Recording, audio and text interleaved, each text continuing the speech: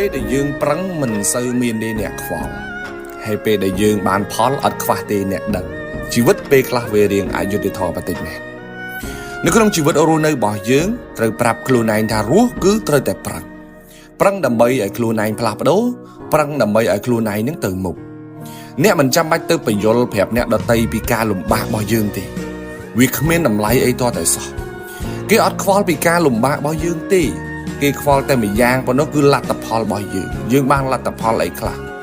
អ្នកត្រូវចាំថាបើយើងគ្មានលទ្ធផលគ្មានអ្នកណាមកខ្វាយខ្វល់ជាមួយជីវិតរបស់យើងទេនៅពេលដែលយើងខិតខំប្រឹងប្រែងពេលខ្លះបិទតិចបានបិទតិចខ្លះទៅអ្នកខ្លះមិនឃើញពីការលំបាករបស់យើងទេគេឃើញតែពីកំហុសរបស់យើងប៉ុណ្ណោះរិះគន់ជន់បលិចសំដីនិយាយមកធ្វើម៉េចឲ្យតែយើងឈឺចាប់ទៅមុខមិនរួចហើយបើយើងនៅតែបើកតិចស្ដាប់គ្រប់រឿងច្រើនពេកខ្ញុំជឿថាបងប្អូនទៅមុខអត់រួចទេ